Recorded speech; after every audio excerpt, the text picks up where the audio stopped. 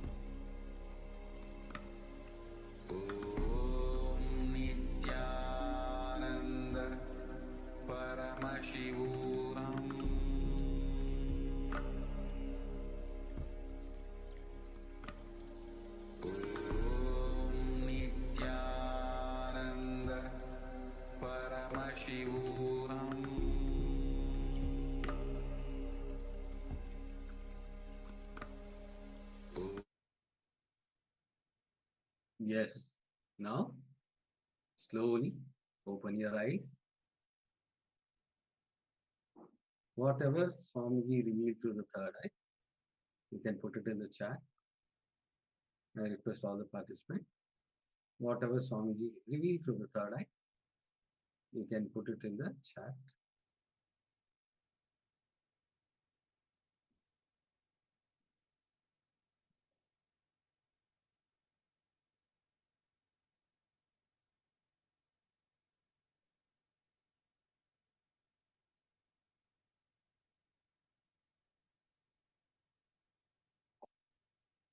Now, we'll be projecting the image.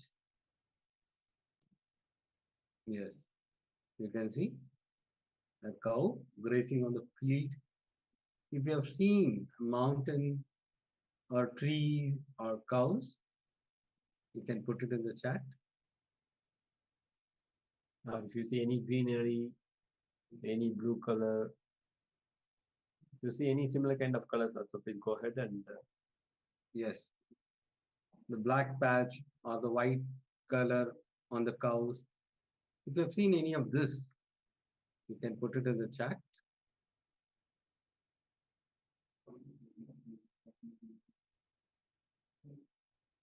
And we request all the participants, Ma, Nada Yogini Ma, and Quick Zin Weng. Ma, can you please switch on your camera?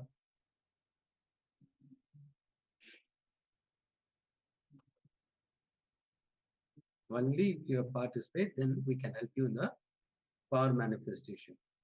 The more and more you manifest the powers, that will help you to have a breakthrough in your life.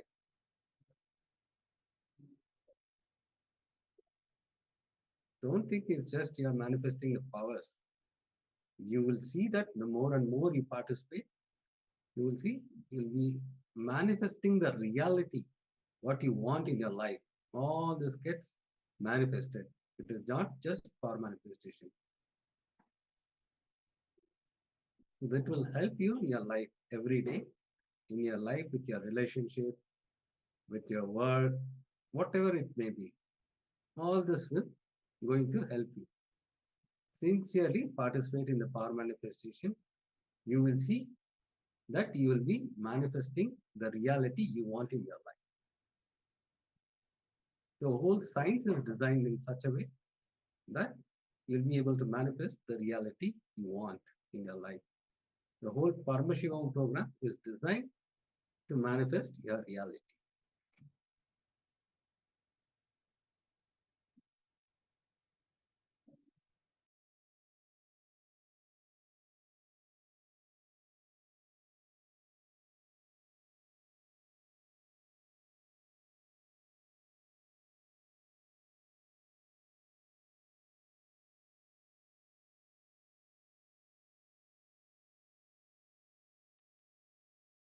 Please open your eyes.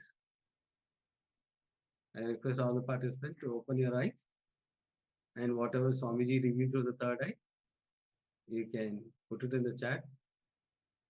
Aya, Vidya Rupanaya, you can tell one of the participants to close the eyes. Okay.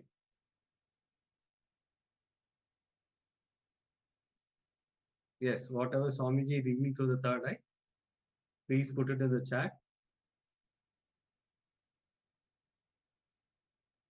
Drop all your self-doubt, whatever.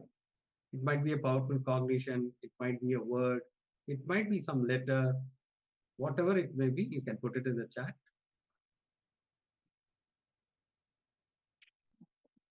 Don't worry if it is wrong. Initial stage, you will start. The more and more you start manifesting this power of third eye, you'll be able to manifest it very easy.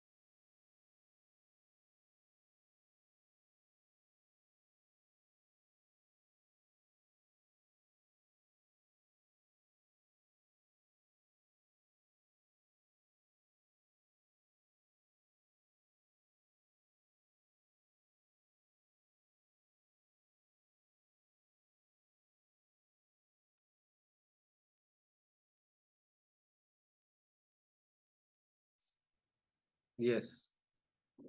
Now we will be entering into the powerful satsang. Today's topic will be on integrity. So let's understand what is integrity. Integrity is you fulfilling the words and thought you give it to yourself and others and experiencing state of completion. Listen, integrity means you fulfilling the word and thought you give it to you and others and experiencing with you and others.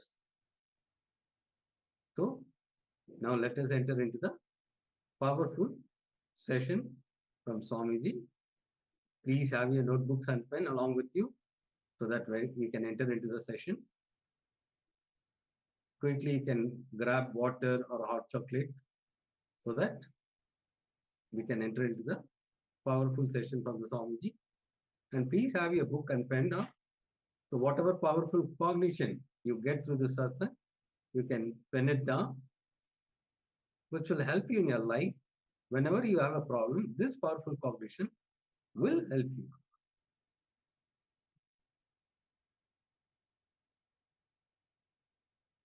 To get ready so that we can start the session. And as today's segment is going to be the 4 fundamental principles like integrity, authenticity, responsibility, and enriching. In this, the first principle is integrity. That is, we are going to look at it now. Let us sit straight and to welcome Swamiji. We are going to hear directly from Supreme Point of Hinduism with more and more deeper truths about integrity.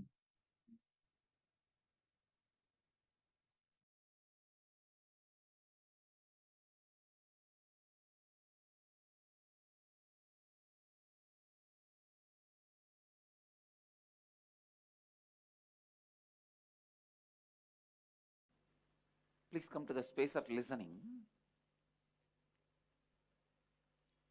The principles based on which the whole cosmos functions,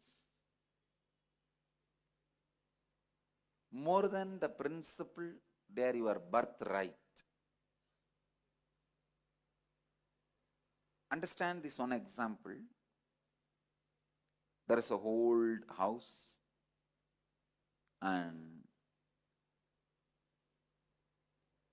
house has one room which is locked for centuries. Nobody knows what is there in that.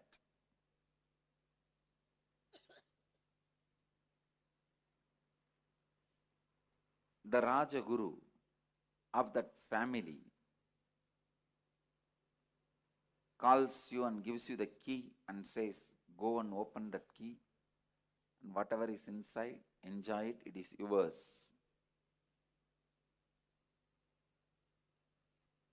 Naturally, you say, no, I have a lot of work. Why one more work? I am not interested.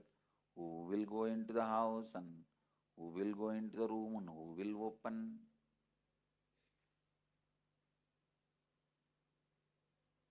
When Rajaguru insists, please do it, it looks like he is putting one more work on you. He is putting one more responsibility on you. He is forcing you to do something. But when you go and open the door and see the treasure, large treasury. Any of you have seen literally with your eyes any treasury? Any of you?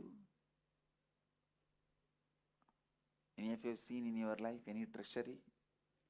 I saw twice in my life. One, Anandapadmanabha Swami.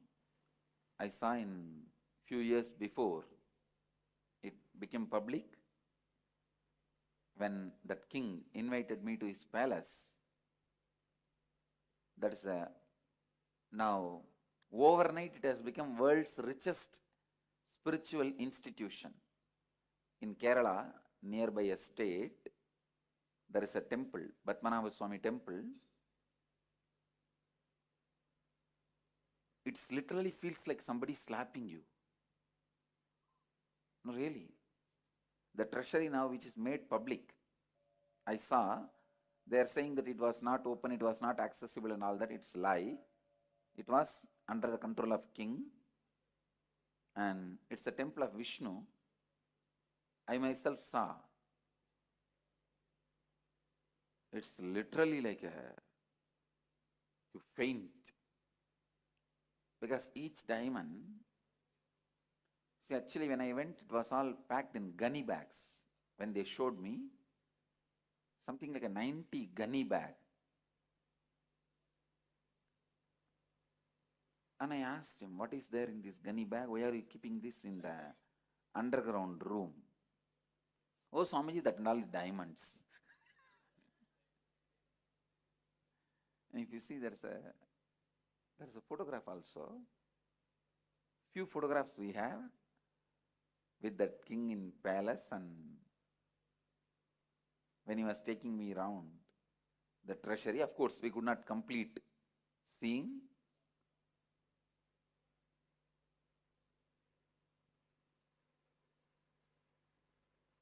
In a single Vaiduria stone, around 4 feet, throne.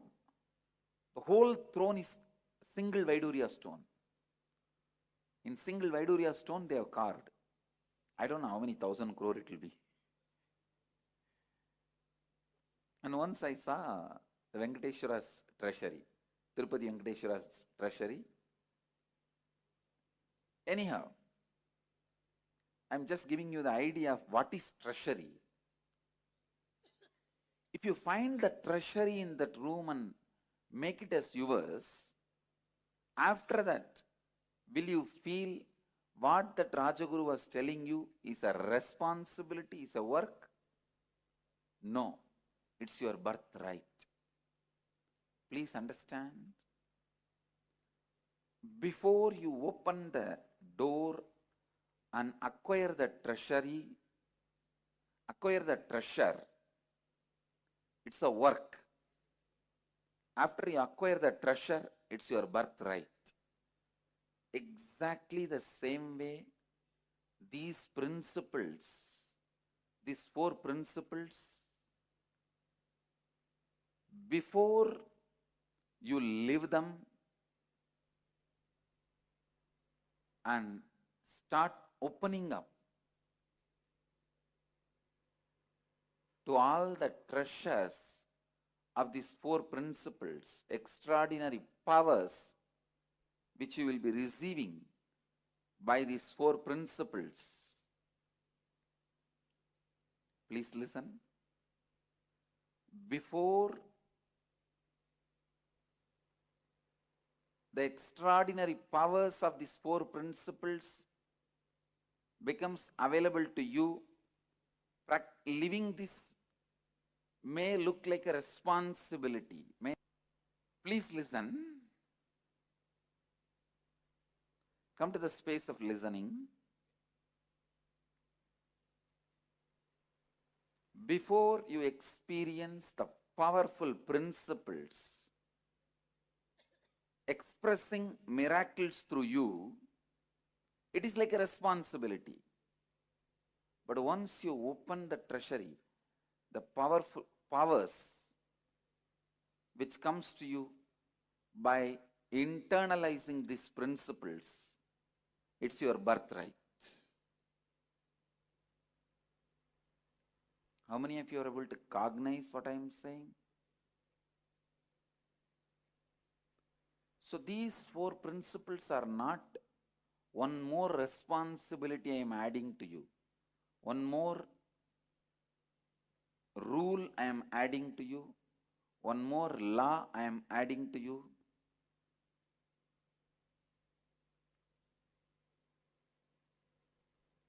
It is the treasure I am adding to your life.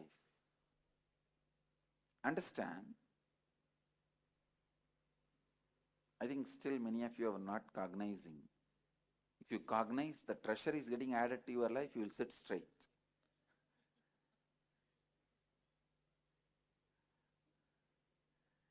Anyhow,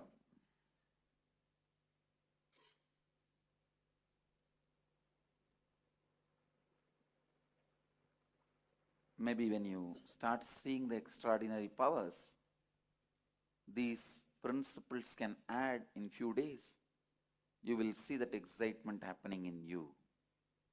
You will see that experience happening in you.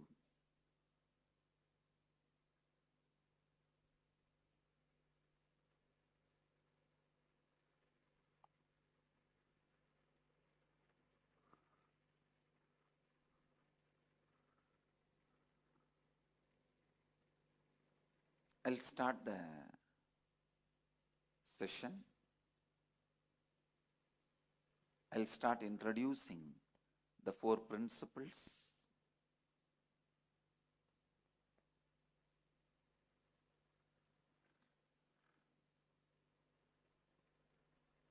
First principle, please come to the space of listening. Now literally you are getting initiated into these tattvas, into these principles. How many of you are listening? So listen. The first principle, integrity, means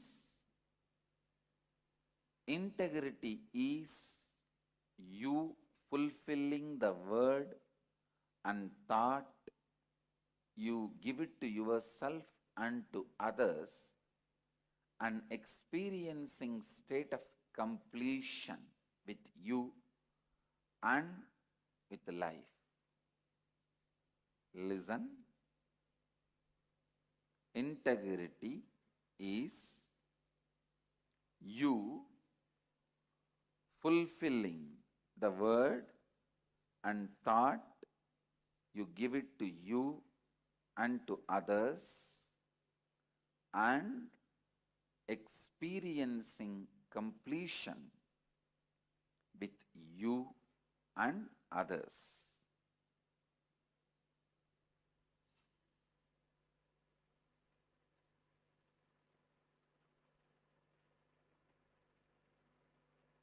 Integrity is not social ethics, morality. No.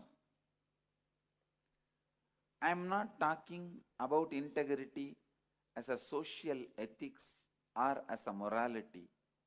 I am talking about integrity as a spiritual principle. See, society teaches you, whatever word you give it to others, please honor it, and you have to honor it.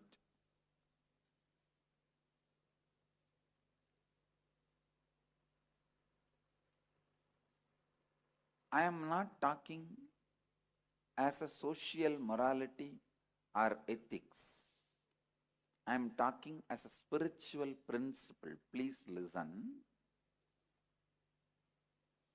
Society many times teaches you to fulfill the words you give it to others because based on that only society runs. But here, the first thing you need to know, the words you give it to you,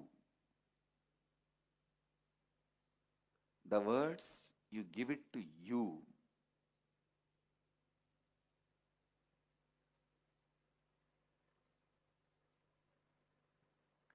start honoring the words you give it to you.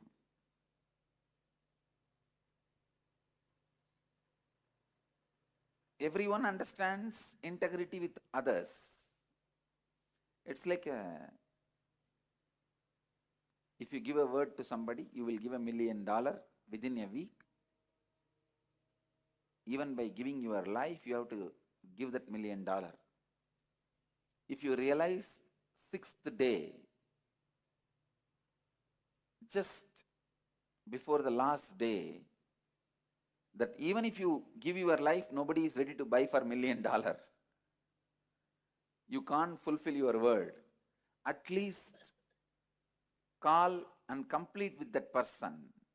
Tell that person, I can't give you the $1 million before, ahead of the time of the commitment. Even that is integrity. If you complete with that person, I can't do and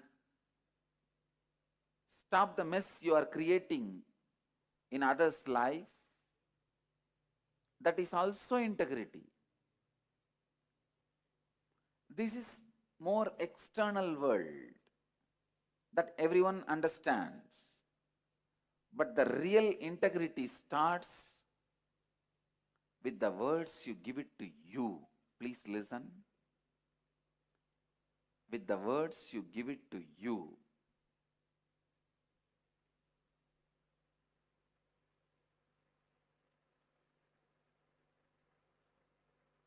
I'm giving you an example. In the young age, you wanted to become a doctor. Means you already gave a word to you that I will become a doctor. If you don't,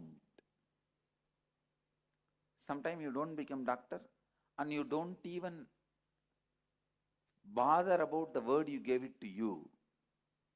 Mostly because there is no evidence for the word you give it to you, and there is no punishment for breaking the word you gave it to you. Because nobody else is involved, you do not care about the words you give it to you. Please understand, the more and more you disrespect the words you give it to you, the more and more you will lose respect on you. Please listen. The more and more you disrespect the words you give it to you, the more and more you will lose respect for you.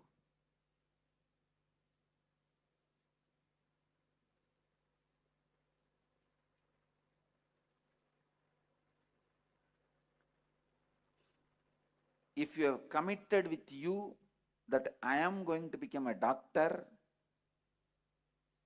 and if you are not able to become, at least complete with yourself. I gave a word to me, oh me, I gave a word to me that I'll become a doctor. Neither I have become, nor I am going to be. So I complete with the commitment. I gave it to you, or I gave it to me. I free myself from this commitment so that I can become complete. It's something new, first time.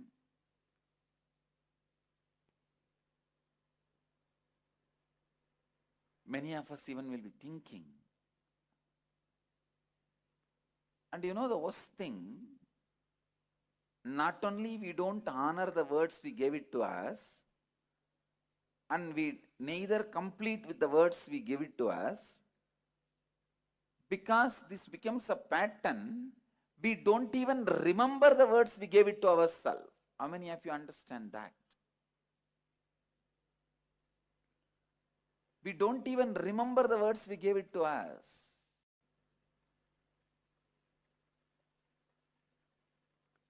Your life works only when you are in integrity. The degree of workability in your life is directly proportionate to the degree of integrity with which you live your life. I tell you, if you have integrity, even if the whole world does not listen to you, you will listen to you. I tell you, nobody needs to listen to you other than you. If you listen to you, you are a success. You are a winner. Nobody can do anything to you.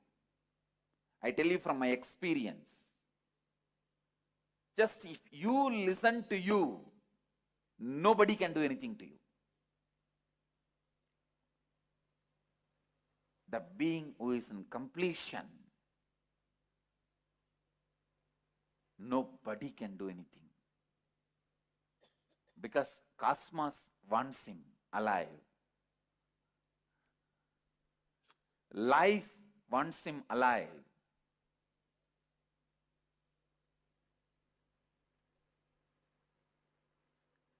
When you are complete with you, the confidence you have on you,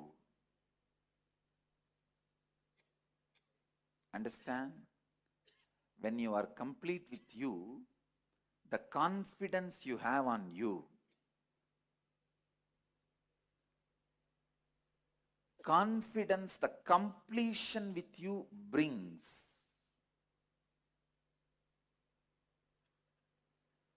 Only when you experience the completion, you will understand integrity is not a principle for you to practice.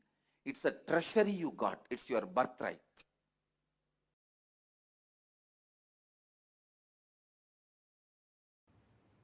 Strange conclusions you create in your life without simple integrity is what I call virus inside, which continues to keep you as a slave forever.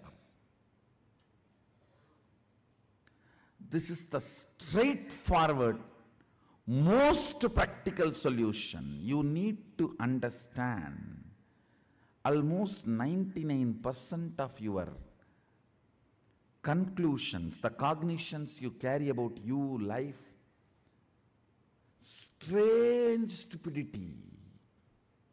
If I wear the black dress, today the whole day will be bad. How you came to conclusion? If I see somebody in the morning wearing black dress, the whole day will be bad. How you came to the conclusion? Coming to strange conclusions and operating to strengthen those conclusions in your life. Understand what I am talking? I am giving a very superficial examples. I can go deeper. Go deeper. When your body is in good energy, after a cup of coffee, how you think and perceive, how your cognitions are.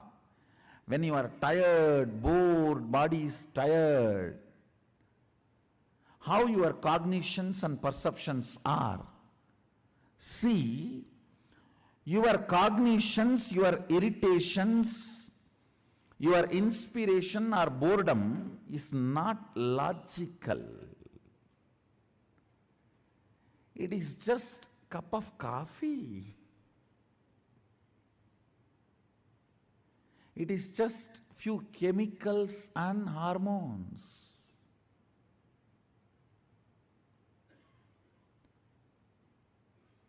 Distrusting your cognitions and trusting integrity as your software. Listen.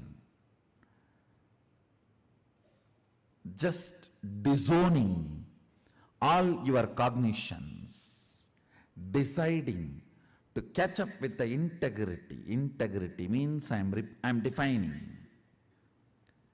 Every thought current you cherish, you should put your whole being to fulfill it, because every thought current you cherish is a promise you are giving to yourself.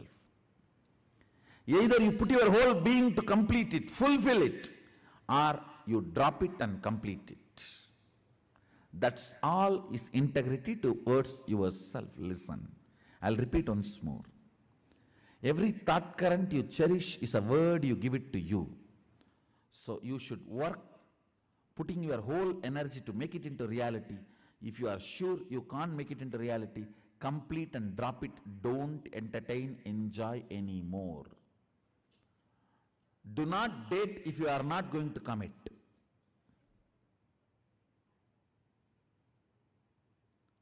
Same thing outside.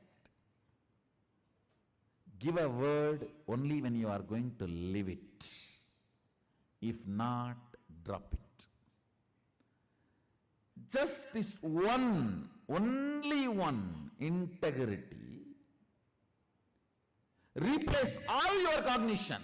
Your cognition about God, your cognition about world, your cognition about life, your cognition about society, your cognition about your body, your cognition about your mind. Replace it just with this simple straightforward integrity, the kind of a transformation you will go through, I tell you. In Ayurveda, there is a very simple one verse by a great Siddha. He gives deathless life, the art of deathless life. Take care, the throat is always clear. You will not have death. Looks so simple. One, true, the statement is true.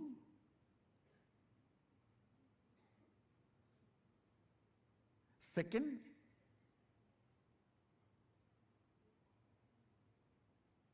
all problems start with your throat infection.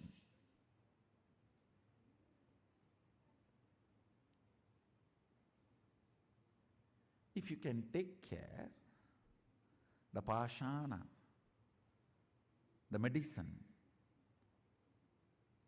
is stored in the throat, you will never, not only you will never die, you will never age old. That is actually the symbolic representation of Sadashiva having poison in the throat. Poison clears any infection even before it starts.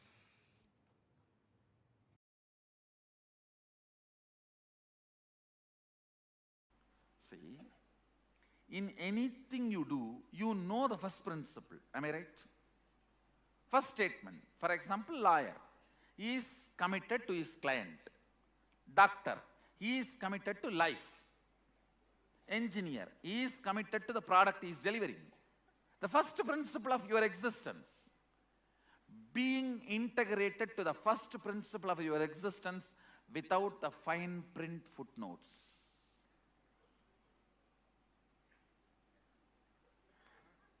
See, all of you know the first principle of your existence. Am I right?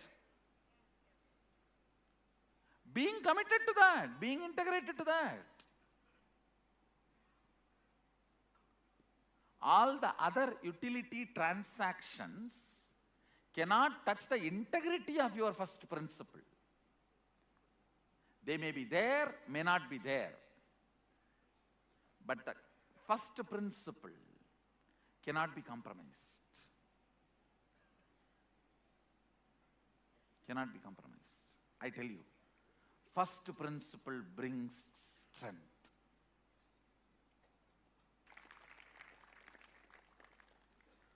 Understand? Integrity to first principle is strength. That is what Sadashiva calls it as Swadharma. He uses the word Swadharma in Agama.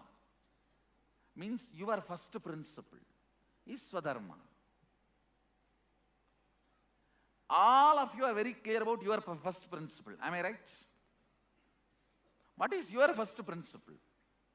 Means your declaration about you to the world. All of you know your first principle. Being integrated to that, that's all. Swamiji, when you say we know the first principle, it's something that changes from time to time, isn't it? Time to time.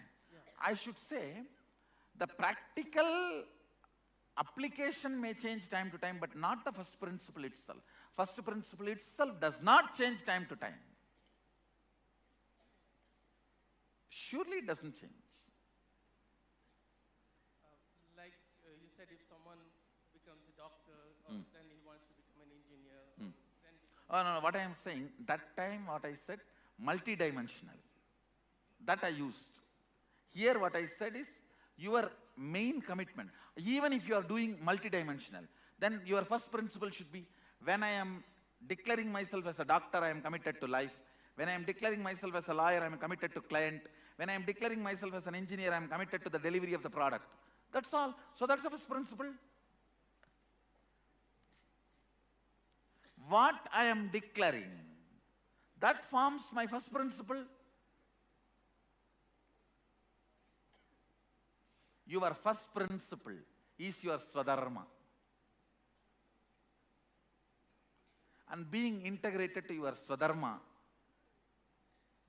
without shaking or letting your integrity to be shaken by any of the outcomes and side effects. Whether you are praised or blamed or showered, supported or beaten, being integrated to your first principle.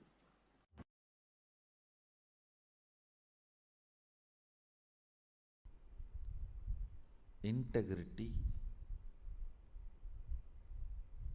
anything which your cognition cognizes. As on now, I can give you example of how your cognition cognizes anger and lust and even hunger, fear. In that frequency, if you cognize the power of integrity, you will be powerful forever. You will be powerful forever. Not just feeling powerful, you will start manifesting powers. Because if you are integrated to your wife, you will have a very good home. If you are integrated to your boss, you will have very good office. If you are integrated to Guru, you will have amazing cosmos.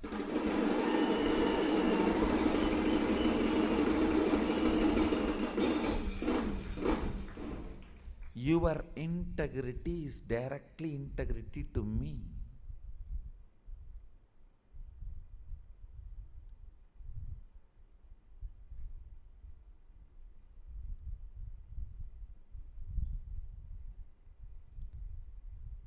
I was successful in integrity when I was young because I made it very personal.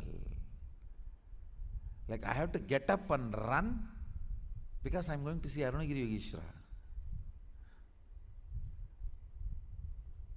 It was such personal, intimate experience. I became successful in integrity.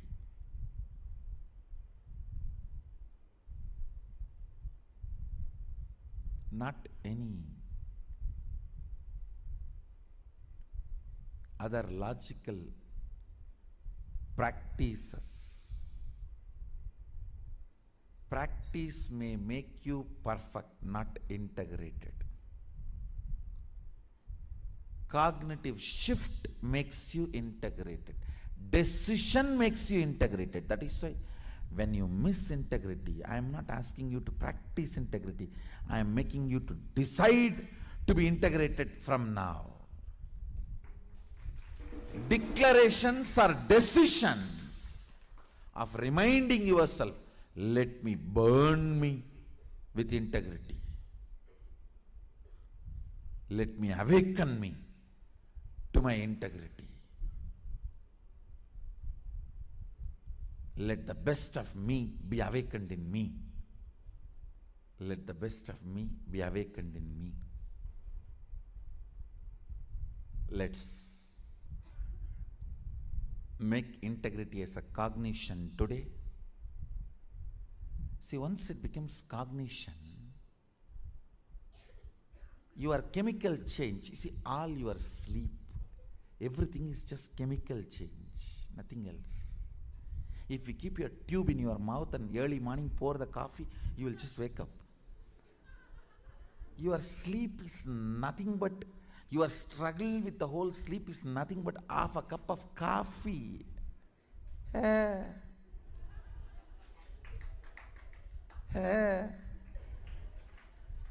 really.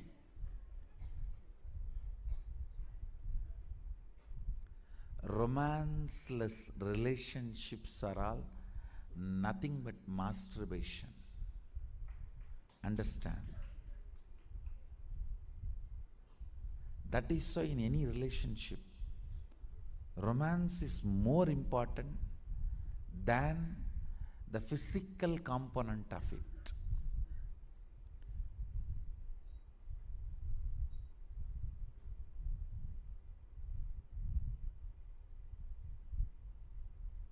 All your struggle with the sleep